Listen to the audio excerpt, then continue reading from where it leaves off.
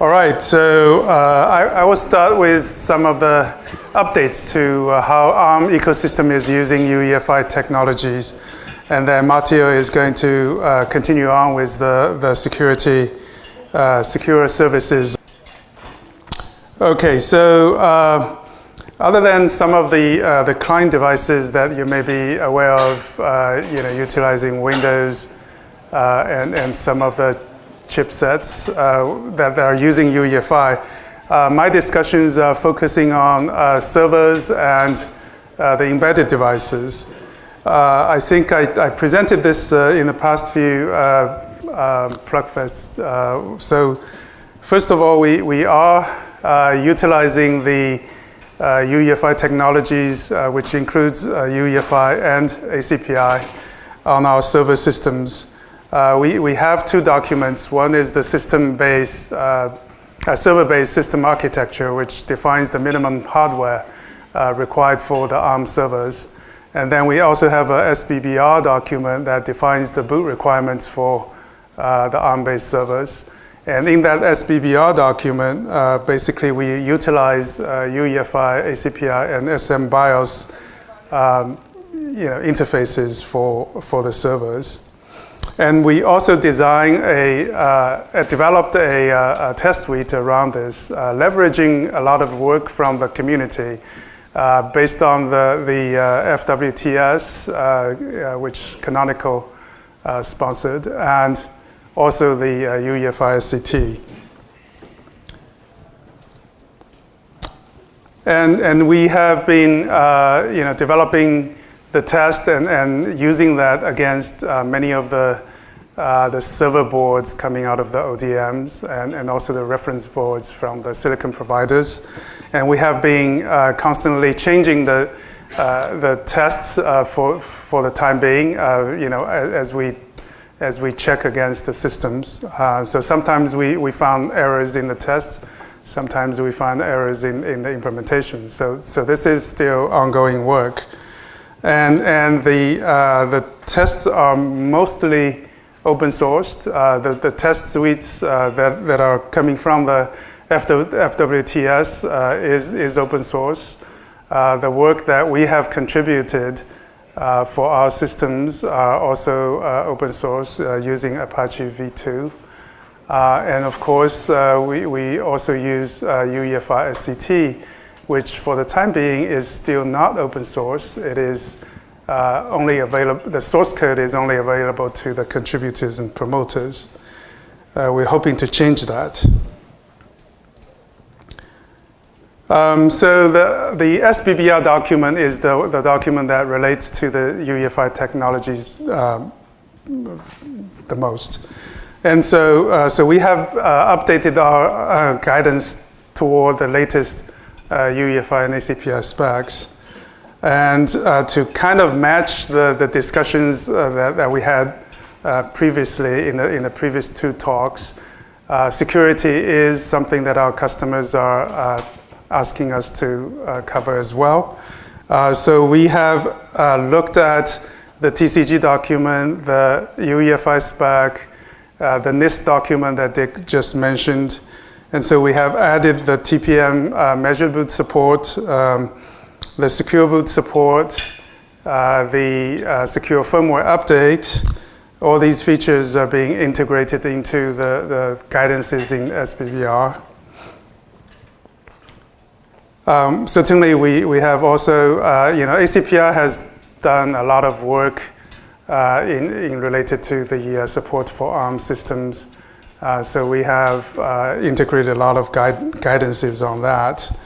There are still some UEFI guidances that are offered, especially in terms of the support for secure firmware update. We would like to use the capsule services, and that service is used by not only Windows but Linux as well. So we are trying to match the operating system support.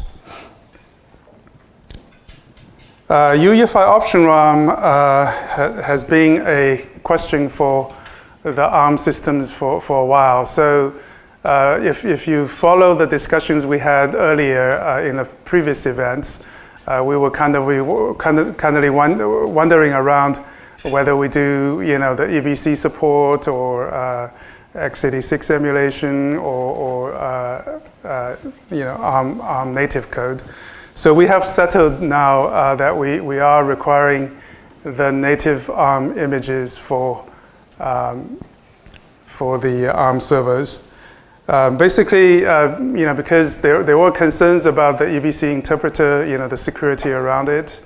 The compiler is commercially available but no longer supported. We do have an interpreter checked into the upstream of EDK2, but you can see this solution is not quite perfect, right? So we have settled onto the ARM image. And one of the things that we have heard from the customers is that it's very difficult for some companies to know which drivers are having the image for ARM native code. And so I think I have a call to action here. If you are the card vendors, please contact me, and we are in the process of establishing a website where we can tell the community, you have the card, you have the driver, and they can approach you. So that's the kind of the task that we are beginning to do. And I have a call to action here. And next week we have a server event also in this area where I want to make the call again. So hopefully within the next few months, I can have the list up. Embedded device, so I'm kind of catching up to what Dick was talking in the last session. So we have an effort going on, kind of leveraging from what I used as SBBR, right? I'm also producing a document called the EBBR, the Embedded Base Boot Requirements. And in this document, basically, currently the direction is we're leveraging a lot of the UEFI requirements out of the SBBR and try to put it into the embedded space. And this document is intending to be a publicly developed document. It is already, even though it's 0.5 version, it's already up on the web, and we are trying to work with the embedded community to develop the system spec together. And the idea is that we have removed the requirements out of the SBBR in relationship to SM BIOS and ACPI. And we potentially could reduce the requirements on the UEFI.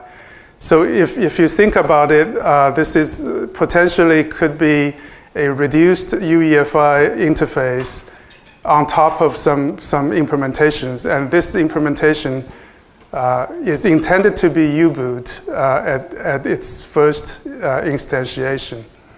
Okay, so because the embedded space, most of the developers are used to U-boot.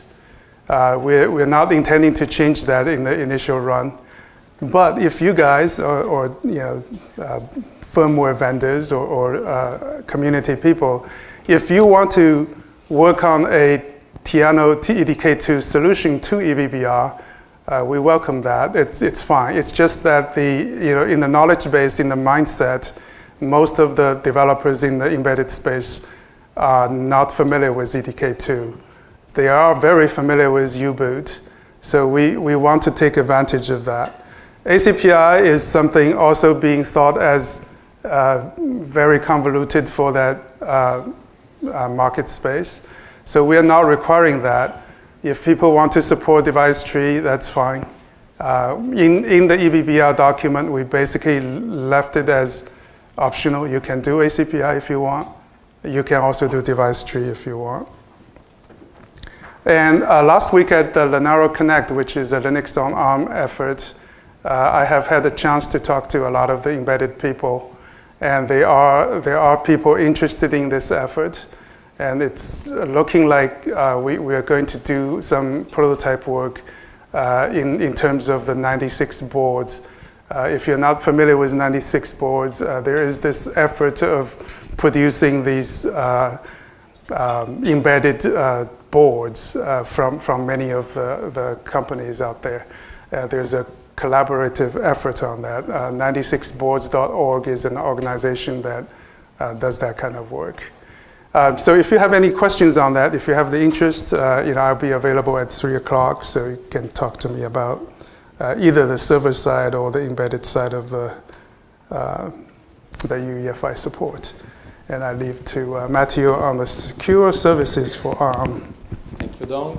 So the second part of this presentation is a quick deep dive on how ARM is going to recommend, let's say, the implementation of secure services on its architecture. So let's start with how the world looks like currently on ARM for a mobile space. This can serve also as a quick recap of the ARM architecture for whoever is not so familiar with it. So ARM specifies a hardware-enforced separation between the non-secure world and the secure world. And we have 4 so-called exception levels, from the least privileged one, that's exception level 0, EL0, to the most privileged one, that's the bottom one, exception level 3. The important thing to note from these slides is, so we have a runtime firmware that's called ARM Trusted Firmware that runs on every ARM v8 and also ARM v7 now ARM cores. And that sits below every other firmware, every other software that is run on ARM. So this is a very secure firmware that is implemented in the open on GitHub, and it is the functional block for ARM security. So on the mobile space, the situation of secure services is pretty stable. So our partners usually implement a trusted OS, but there are a few limitations anyway. So you can run one single trusted OS at a time. Interfaces are mostly proprietary apart from the global platform TE ones that are described there. And there is a lot of proprietary code. But still, the situation is pretty stable. So when we started looking at the non-mobile space a few years back, we were wondering what is the situation of the secure world on an infrastructure server space, so on a UEFI-based server space on ARM. And what we discovered was a bit of confusion. So we saw that many partners put different kind of services into different exception levels. Some of them put management services into the most privileged software, so into the runtime firmware, and that's not something that we would like to recommend because this is meant to be really secure and as simple as possible, really. Some other partners put other services into different part of the secure world stack, so either SecureL1 or SecureL0, but there is no standardization in place. ARM had no recommendation on how to do that, and a bit of a chaos. So that's where we are trying to engage now. Bear in mind that what I'm going to present right now is in current development, and there are 2 streams of development, so a specification development and an implementation development. Both of them are going side by side. So Dong and his team are providing the specification, and my team are doing all the implementation support. So what is that? We are introducing the concept of a secure partition on ARM. So this is a sandbox, a software sandbox environment that runs in the secure world under the strict control of the privileged firmware, so of the runtime firmware. And this specific sandbox is used to instantiate PI standalone MM, in which you can execute your MM services or secure services. And you can reach this software sandbox through a trampoline, basically. So from the runtime firmware, you jump into the sandbox environment. first of all, which are the use cases that we are trying to cover here? So these are just examples. There may be many others. But the main ones are you have a separate storage medium in which you store your UEFI variables, in which you store your firmware for firmware update or whatever, and you would like to access it from the secure world because you want to authenticate writes to this secure medium. Or you have a bunch of management services, BMC communication, RAS, error handling, or other services that you would like to run again in the secure world. These are, again, just examples. So a bit more digging into the detail of the software architecture without entering too much into each functional block, but as I said, a secure partition is an isolated execution environment. So this means that whatever runs into the secure partition is isolated from all the rest of the software that runs in the secure world. And it also has a very limited access to system resources. And the amount of resources that it can access is defined by the runtime firmware below. So it's definitely OS agnostic, and it obviously leverages all the ARM standards, hardware interfaces, and blah, blah, blah. An important thing to note, the arrow, the yellow arrow. So you can reuse your UEFI drivers, for example, your EDK2 drivers that you wrote in the normal world and that you usually run in the normal world. You can port it in the secure world and make it run into a secure partition as a standalone MM driver. I forgot to say, I think, that the standalone MM driver implements the MM interface as defined in the platform initialization interface, so the 1.5 PI spec.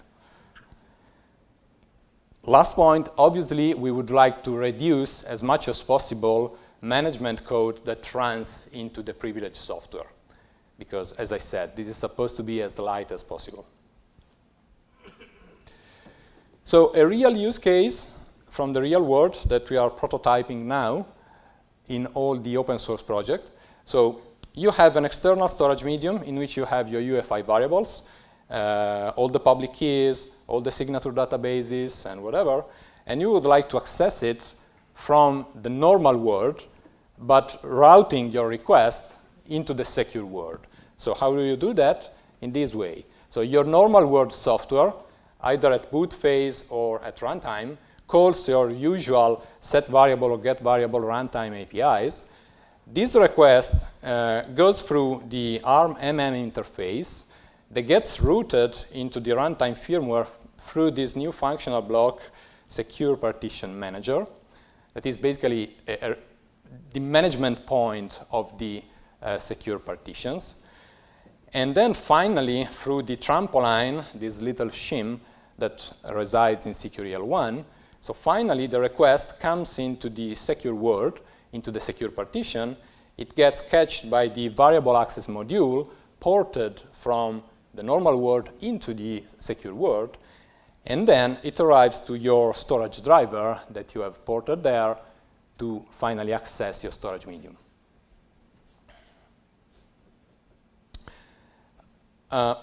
So back 1 second. This is the current situation of both specification and implementations.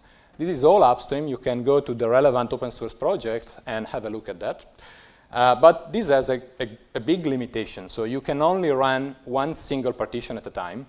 And this is mutually exclusive with a trusted OS. So either you run at OS or you run this framework here. But we have the evolution already in mind. So evolution number 1, the possibility of running multiple services at a time. So you want to run your RAS error handling together with your storage access, together with a firmware update, and maybe, why not, you can also want to deploy a third-party software into the secure world without the fear of compromising entirely your secure world. So you run it in a secure partition, because if this third-party software, for example, gets compromised, it does not compromise the entire system, because it's isolated. The interfaces will be specified by the new upcoming specifications, the red blocks. So there is a runtime specification ongoing and a normal world specification ongoing. The names are there, SPCI and SPRT. They will basically define how the normal world calls into the runtime firmware, and then how the runtime firmware instantiated interact with the different secure partitions that we run together.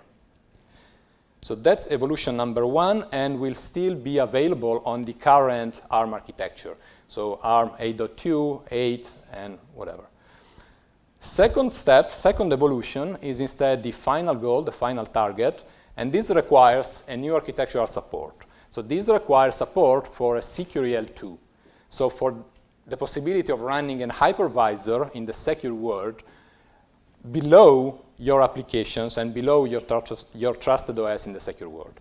So once we will have this architecture support in place, you could do what this picture tries to describe. So you could run multiple trusted operating systems in parallel, or you could run multiple secure services together with a trusted OS.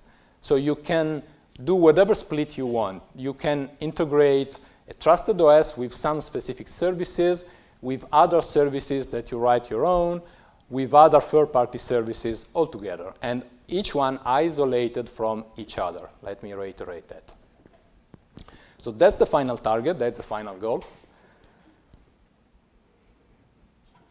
Now, I have a couple of slides on details on the specific changes on the open source project, Trusted Firmware and EDK2.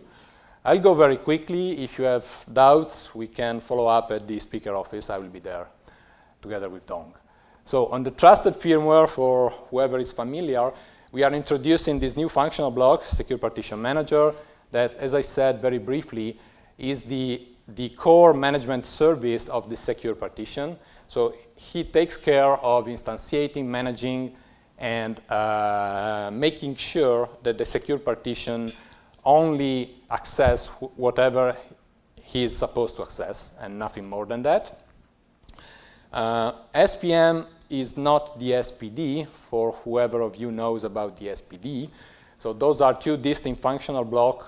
The SPD is currently used for communication with the trusted OS, but it will eventually be replaced by this new partition manager, by this new block. And the last point, EDK2 updates on Tiano Core. So there are two main changes. At the time in which I prepared the slides, 2 weeks back, those changes were not yet upstream, so I just picked up the mailing list. But now they are upstream, so you can go have a look at the code that's upstream. So there is a new package, the standalone MM package, that implement a multi-architectural support for the standalone MM as specified by the API spec. The same set of commits also introduce support for the AArch64 implementation of it. That leverages the x86 implementation that was already there. That's the first change. At the moment, it's an empty package, it's an empty directory, but we plan to add the examples on there, as I said, for the secure variable access quite soon. And the second big change is the implementation of the communication protocol. So we have an AArch64 Dixie runtime driver that implements precisely the communication of the normal world EDK2 firmware with our ARM runtime firmware below through the red block, that's the MM interface specification. That's it. These are a bunch of links to look at the upstream code and all the references. And any question?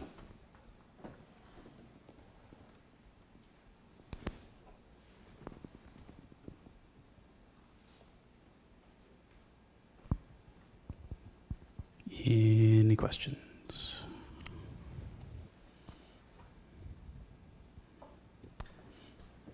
Okay, great. Well, again, in which case, as Matteo mentioned, thanks to Dong and Matteo for that presentation. They'll be back in here at 3 o'clock for the speaker hours.